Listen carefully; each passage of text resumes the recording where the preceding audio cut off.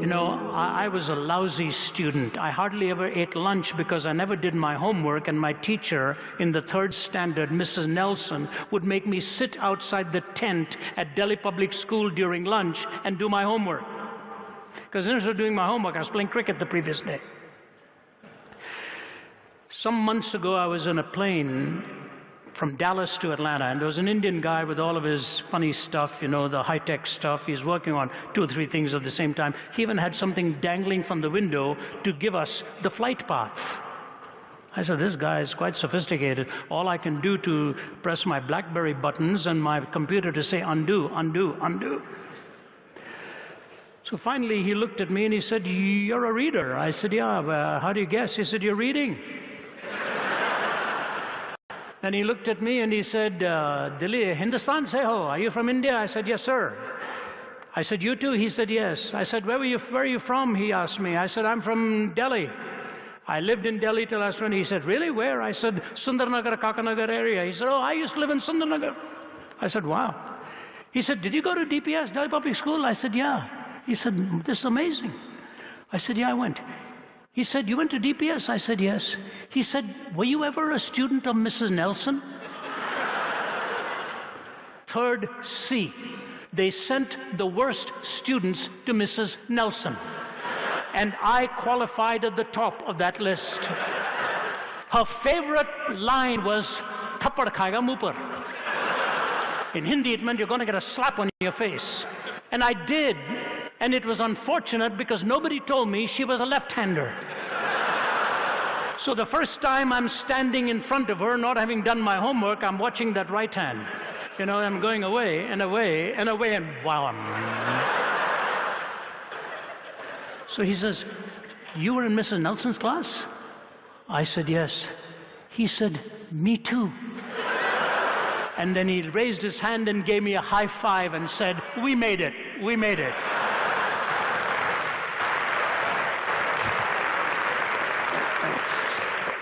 When I came back home and told my wife, she burst out laughing because I told her stories about Mrs. Nelson. I said, you never forget what happened in this plane from Dallas to Atlanta. You know, we think we know so much at the moment. We know very little of the Grand Weaver and his plan for the future. The finger of God is in all of history. Secondly, how they harnessed an arena of persecution and transformed it into a platform of opportunity. Just this week, the Archbishop of Canterbury, a very prominent evangelical, has written an article that Christian martyrdom is coming back to front and center all over as Christians are being offered to the lions once again, and it drew attention of the media. The oldest Aramaic-speaking village in Syria is Ma'alula. I've been there. And the thugs went and burned down the churches, burned down their holy places, slaughtered many of them, destroying thousands of years of history. In Kenya, they were asked to identify themselves if they were of the Muslim faith, and they could walk out, and they were given a test question as they were walking out. If you're a Christian out there, you're being slaughtered by these thugs. I know those who are devout in it will disavow it, and thank God they do. But the world is still not saying very much, while the follower of Jesus Christ is being tormented and tortured for his or her faith. Iran plays the lead role here. I have seen those tortured for their faith. I've seen those who paid very heavy price. But Os Guinness has made a profound comment about China. He said, you know, the Chinese church somehow survived the deprivations of communism. The question is, will it survive the abundance of capitalism? Sometimes when we are deprived, we are forced to take our faith more seriously and truly prove what it means in our hearts. Some of you may be personally suffering physically. Dr. Jowett said, if you speak to a hurting people, you will never lack for an audience. I don't know how many of you have spoken to in Delhi and here who are going through great pain. A young woman who may be here this morning, whom I invited to come, spoke so highly of Brother Reuben and of Shalini. She recognized my name while she was serving, and all of us guys sitting there. She knew we were leaving this afternoon. She asked, could she pack a lunch for all of us? She is a waitress in that dining room. And the first day I was there, she just came over to me and she said, can I talk to you for just a moment? And the tears started running down her face. She said, I'm a very unhappy woman. If I tell you everything that's happening in my home, it breaks my heart. Please pray for me, sir. Total stranger. Total stranger. So it is with some of us, the pain, the hurt. I want to read for you a thought by the great Scottish writer James Stewart. Listen to what he says in his book, The Strong Name. It is a glorious phrase that he led captivity captive. The very triumphs of his foes it means he used for their defeat. He compelled their dark achievements to subserve his ends, not theirs. They nailed him to the tree, not knowing by that very act that they were bringing the world to his feet. They gave him a cross, not guessing that he would make it a throne. They flung him outside the gates to die, not knowing that in that very moment they were lifting up all the gates of the universe to let the King of Glory come in. They thought to root out his doctrines, not understanding that they were implanting imperishably in the hearts of men the very name they intended to destroy. They thought they had God with his back to the wall, pinned and helpless and defeated. They did not know it was God himself who had tracked them down to that point. Now here's the clinching line. He did not conquer in spite of the dark mystery of evil. He conquered through it.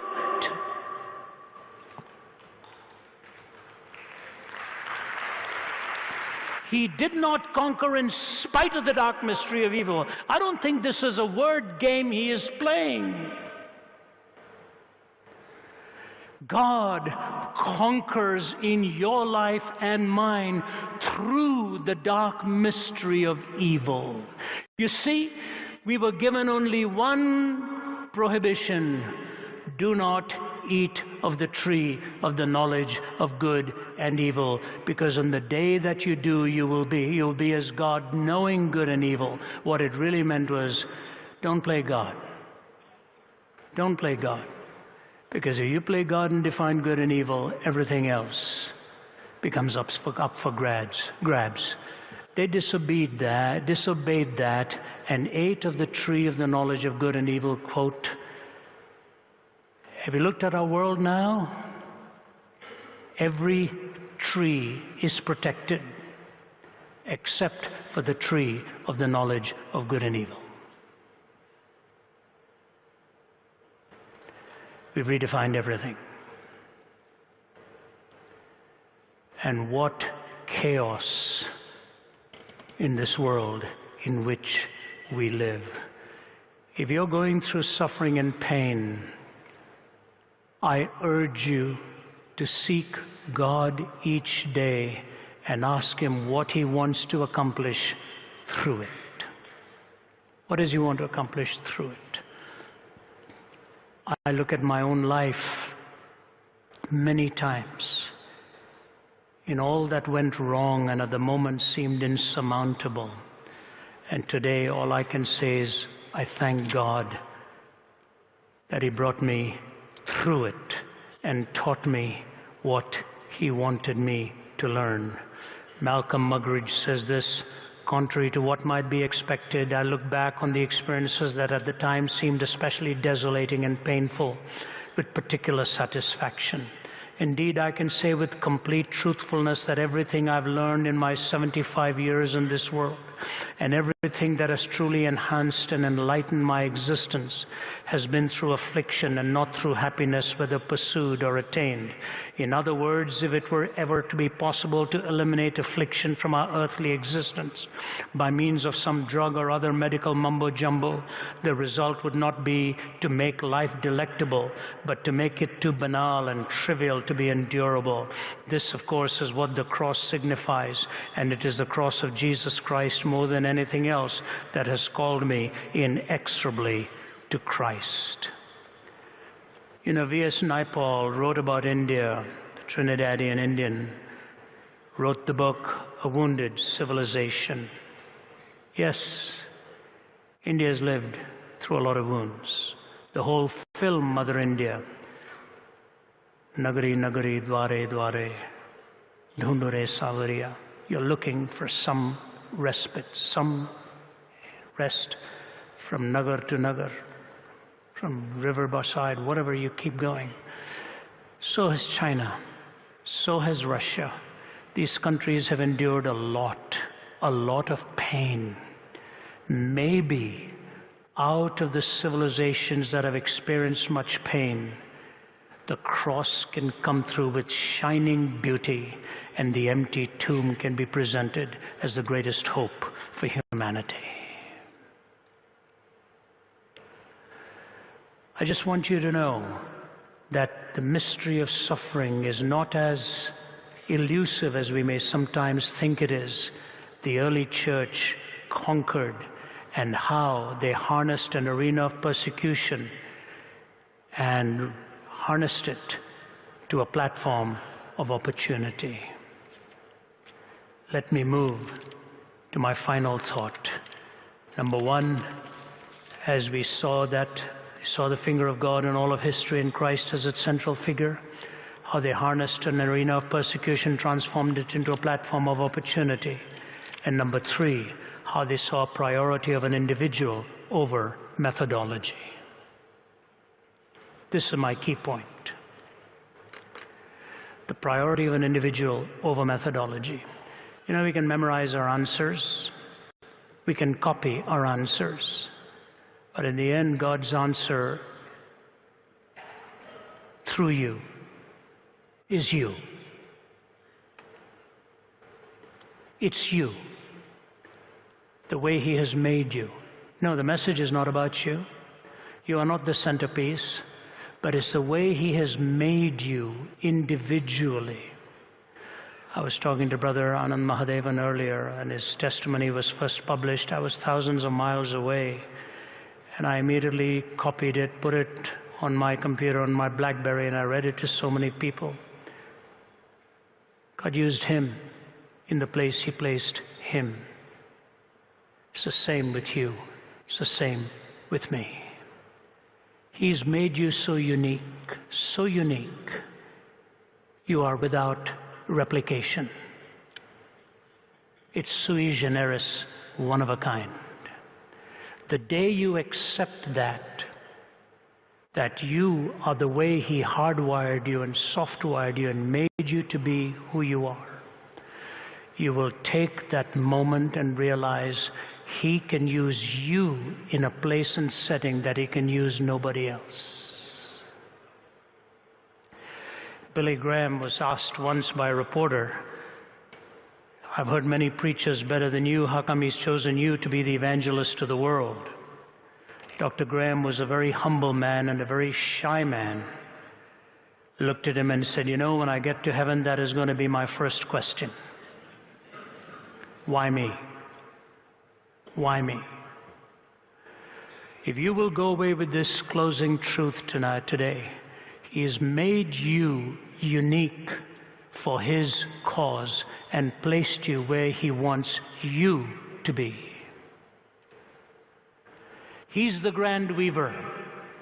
He's the great designer. He has His Wesleys and Spurgeons and McShanes and Andrew Murrays and Bonars and all of them. But He has you. He has the Haydens, He has the Sanjas, He has the Lukes. He will call you by name. He has you. I want you to think about this and meditate upon it, because you know what? When you think about it in these terms, Joseph didn't write a book on 50 different dreams and how to interpret them. If he were living in our time, some publisher would have said, Joseph, write a book on dreams. If Moses were alive in our time, they would have wanted him to open Bush University. Jonah would have been asked to publish exclusive photographs from the inside of a whale and how to use them in evangelistic meetings. Samson would be autographing jawbones. David would be issuing slings to his whole army. No. He has fashioned you the way he has fashioned nobody else. I want to close with one or two illustrations and make a closing application. I was telling the audience in Delhi that when I applied to become a pilot and went to Dehradun for my interview, I was a teenager. The only reason I applied to be a pilot is not passing anything else. So I said, I'll try being a pilot. And I placed in the top 10. There were 300 or so there, and they were going to just select a handful. I said, I'm going to make it. Did everything well, endurance, this, that, theory, all that, okay. So I sat down for my final psychological interview with a rather Churchillian-looking wing commander type guy. In his uniform, he sat across the table, and he looked at me, and he said, Beta, son, you have done very well. And he kept on talking about how well I'd done, and I began to get fearful. I said, something bad is about to come forth. And he looked at me and he said, Beta, I'm going to reject you. I said, pardon? He said, I'm going to reject you. I said, may I ask you, sir, why? He said, this job is about killing, and psychologically you are not equipped to kill. I said, wow. I walked away from there, came back home, another failure. And a few days later, a Canadian missionary by the name of Russell Self was speaking at the Free Church in Delhi. And after he spoke, I said, Mr. Self, you don't know me. Can I just have half an hour of your time? He said, yes, I'm staying at the Constantia Hall, YW area here. Come and see me tomorrow. I've told this story in Walking from East to West. I went to see him and I told him, I'm not going to make it. I said, everywhere, one way or the other, I hear I'm going to reject you. He turned the Bible very gently, talked to me, and he said, you know, when God takes away from you something you really want, it is to protect you for what He really wants for you.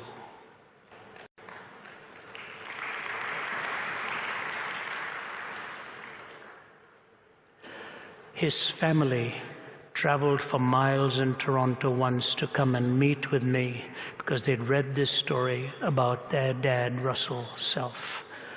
I said, yes, Russell told me these words, and he opened to Psalm 37:5 and gave me that verse. I still sign it many times when I'm signing my book, Walking from East to West, either that or Romans 1:16. If God had not blocked my way all those steps, how could He have ever opened the way to where He wanted me to be? That's it. How could He have ever opened the way to where He wanted me to be if I had not responded to what He's blocked me from? So I want to close with an application for you all. I told Reuben, I said, Reuben, a conference for conference sake will come and go. And we do a lot of conferences around the globe as guest speakers. I said, my prayer for this conference is that God will raise up some young men and women for a change of course in their lives and maybe make them some of the finest apologists the world has ever seen. That's my prayer. I've prayed for you that out of this, just forget the age right now. Disregard the age. It may be that as a young man or a young woman or a middle-aged, it may be wherever you are, that God has a plan for you to become an articulator and an evangelist, an apologist for God's kingdom. And when you go from here, two things need to happen: the call inside your heart and the gift affirmed by others. So it's not just that I feel impelled, but that others are affirming in me that this ability, this gift, this skill is a gift from God. Not for your own doing or your own enjoyment, or you will implode under the weight of egotistical pride. That's not what it's about. If he impels you from within and compels you from without, he will open the opportunities.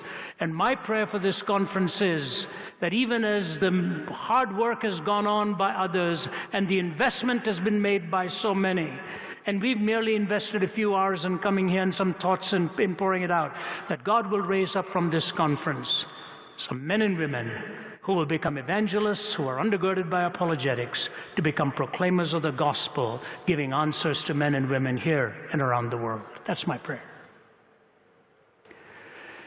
And if that's what happens in your life, you have to be seeking it, and others need to be reaffirming it. Maybe he'll call you somewhere else. Maybe he will keep you where you are. In the early church, a story from Fox's Book of Martyrs, a man by the name of Telemachus, living in a little village, old man. And the word of God comes to him to go to Rome and proclaim. He didn't like Rome. He didn't want to go to Rome. But that impelling was there, and he goes. He goes to Rome and walks in through one of these arenas where a gladiatorial fight is going on. He had no idea what this was about. Shocked to watch the bloodletting orgies going on. And he stands up in the middle of that crowd and shouts out, "In the name of Christ, stop this thing. In the name of Christ, forbear." And in that amphitheatrical setting, his voice resonates, and he's running down the steps. In the name of Christ, stop this thing. Gets into the middle of the arena, and the muscle-bound gladiators watching him coming, voices come from the stands, "Run him through, run him through." And he's heaved down and plunged through, and he's falling on the ground to whisper one more time, "In the name of Christ, stop this thing." The biographer says many other forces came together, but the death of Telemachus sealed the opposition so that there was never more a gladiatorial fight in the Roman arena. You know, secularism has its strengths, as governments cannot enforce belief. Pluralism has its strengths. You must have options given so that the truth has a place to be uttered. Privatization has no place if you're taking your faith and parking it only in your bedroom. Time now to address the secularized world, the pluralized world, the world in search of answers, and take it out into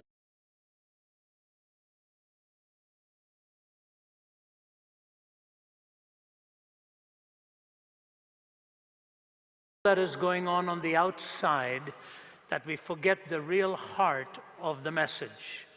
Thomas Carlyle said, "The problem is that we spend our time wondering what's going on inside of the whale rather than wondering what's going on inside of Jonah." Jonah was a prejudiced man. He was a racist. He was religiously disposed to only his way of thinking, his people, and he had no tolerance for the violence that was manifested around him, and wished nothing more than a violent revenge from those who had exacted so much from their neighbors. But God speaks to Jonah and asks him to go to Nineveh to speak to the Ninevites, They were the murderers. When Nineveh conquered any nation, the way they would leave their mark upon that nation was to decapitate its intelligentsia, take the heads of these men and women, and build a pyramid in the front of the city gates so that anyone coming in there would know Nineveh's sword had visited there. Now God says to Jonah, I want you to go to Nineveh and preach the gospel. Jonah's immediate reaction was, absolutely not. I'm not going to do it. Nineveh was about 700 miles northeasterly from where he was. Instead, he goes down to Joppa, buys himself a ticket, and goes 2,000 miles in the westerly direction. What is he running from? He's running from the call of God. And I want to tie it in to what even Sanj has said tonight. He's running from the call of God, and God has a way of closing in on him. Remember the famous poem by Francis Thompson? I fled him down the nights and down the days. I fled him down the arches of the years. I fled him down the labyrinthine ways of my mind. And in the midst of tears, I hid from him. And under running laughter, adown titanic glooms of chasmed fears, from those strong feet that followed after. I was sore afraid, lest having him, I have naught beside. So are many men and women, in thinking they will receive the truth of God, that they will have nothing left to enjoy in life. And Jonah was like this, running from God, running from his call, and God corners him and closes in on him. You know the story if you have read it in the pages of Holy Writ.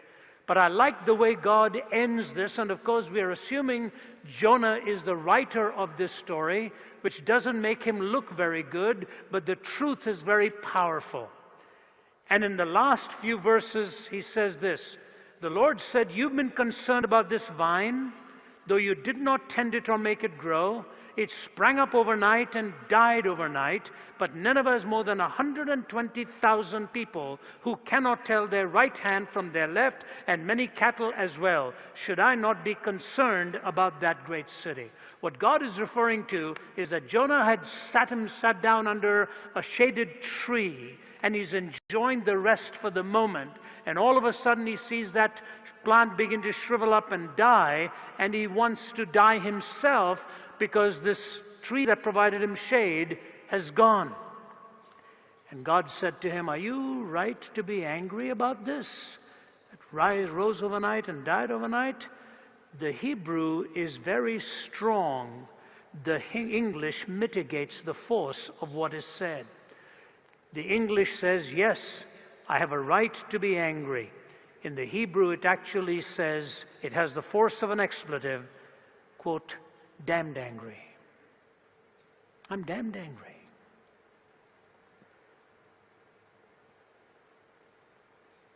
That's a man talking to God with profanity. I have a right to be upset because I had this shade and now it's gone. And so God ends by saying, you had a right to be angry about a shrub that grew up and then died overnight, and you don't care about that city with all these thousands of people who don't know the difference between their right hand and their left, morally speaking? I want to bring you 3 thoughts from this book. Number 1, Jonah was out of touch with his surroundings. Out of touch with his surroundings. You cannot communicate to people if you're out of touch with them. What kind of a world are we living in today? You know, Sanj toned down his testimony purposely out of respect for the setting and not wanting to sound crass. The first time I met him, he opened up his heart and told me what went on in his life before that. Hayden Coe is here, a famous actor in the Philippines. His picture is on billboards all over. Names of fragrances bear his name, highly successful. It was in June of this year I met Hayden at a gathering. I know I'm not embarrassing him. He's a man who has the courage to face up to what happened. And I was speaking at a businessman's dinner in Manila when he was the first one to walk up to the microphone, and he says, you know, you're talking about meaning and purpose in life. I'm living with shame and guilt and pain. I have no meaning left. And the tears running down his face. And you know, I looked at him, and I knew he was a made-for-the-movies kind of guy. I didn't know he was in the movies. He's actually a medical doctor, a skincare specialist, went into the movie world, made it big, got his life into a shambles in private, on the path to self-destruction. So also Sanch. So also many other young men that I meet, and younger ones, that the world of the internet and the world of pornography and the world of sensuality is destroying in our time. My daughter one day said to me, Dad, my daughter Naomi, who works rescuing men and women from the streets of cities and the sex trafficking industry. She lives with a broken heart for what she witnessed and what it did to men and marriages. And she's pleaded with me to co-author a book on pornography with her. I said, honey, I don't want to get into that world. I don't want to touch that stuff. I don't want to research that stuff. She says, Dad, if you only knew how many women's lives are destroyed because of the way men handle this stuff, and marriages that are shattered and marriages that are broken, you would not fight me so much on this. Please write. She said, you write on the sacredness of sexuality. I'll write on what I've seen happen by the desacralization of it. And what's happened in our time, ladies and gentlemen, two things. The entertainment world has forgotten its moral boundaries. They have no boundaries left. The artists want total liberty with no absolutes. And the Lord of the Bible says to us to worship Him in the beauty of holiness. Even beauty must have boundaries. It must be circumscribed by absolutes. Years ago, a famous American journalist by the name of George Will, writing in Newsweek magazine, was commenting on where the entertainment world was going in sensuality and violence. This is dated, but if anything, even worse has happened since then. Here's what he says. Times Square in New York, which is the rotting core of the Big Apple, is home of the city's last growth industry, pornography. This industry has flourished in spite of a naive hope. It represents the failure of a public policy which, like so many liberal policies, was based on nothing more than naive hope. Some aspects of American life have become so vulgar that they can hardly be discussed without contributing to the coarsening of American life. Elbow your way through the dirty men in dirty raincoats and the crowded peep shows, and read for yourself the vivid descriptions of current fare. These are no longer just seedy storefront operations. On 8th Avenue, there's a pornography supermarket, a kind of a supermarket for perverts. It is located in a modern building owned and shared by a major bank. Pornography in this area has achieved new sliminess involving children and animals, and business is booming. And then he goes to the movie world. Until the final minutes, this Latin American film Snuff is a mishmash of shootings and knifings and general mayhem. This part is not much worse than what erupts on US television at 9:01 each night after the family hour.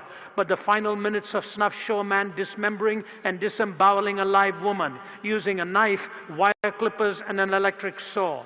Feminist group who have missed with their wondrous knack the larger point and denounced Snuff as an insult to women. The final murder, whether real or fake, is repulsive enough to convince the dismal viewers who want to believe it is real. When I saw the final butchery, left the viewers tittering merrily, asking one another, it was real, wasn't it? The audience would have been surly if the murder had been unconvincing. Remember a decade ago, the Connecticut woman who went to see I Am Curious Yellow. That Swedish film was a great shocker in the 60s, even though it only showed simulated sexual intercourse. That wasn't enough for the Connecticut woman who indignantly walked out and said, I paid for filth and I didn't get filth.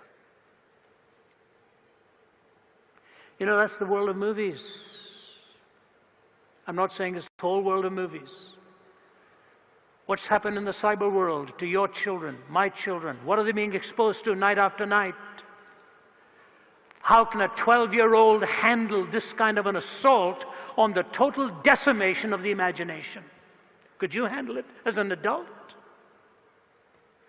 All that is assaulting them, sprawling in a big mass into their imagination, desacralizing sexuality, desensitized to a woman's need for dignity, honor, respect, protection, care. All of this is gone. And our homes are under attack. And if you get out of the homes, you go into ideologies, violence has taken over. These are the two realities of our times: the desacralization of the body and the desacralization of the right of another person to live. I wish I could tell you how many young men I meet in my travels. One of the reasons these guys travel with me is when they come to me and, I'm busy on the road. I mean it. You understand that? From morning till night, your mind is just thinking of what you've got to speak, what you've got to say, what your primary mission there for. But when young guys like this come around and say, I want to travel with you, I want to go with you, I want some time, I heartily say yes, because I know they are the victims of the enemy of our souls. He has time for them to destroy them. And when they are blessed with good looks and good personalities and enough money in the bank, there's someone out there to exploit and plunder them. Our young men, primarily our young men, are living in danger today of the desacralization of the body, and you and I had better understand what is going on in our world right now.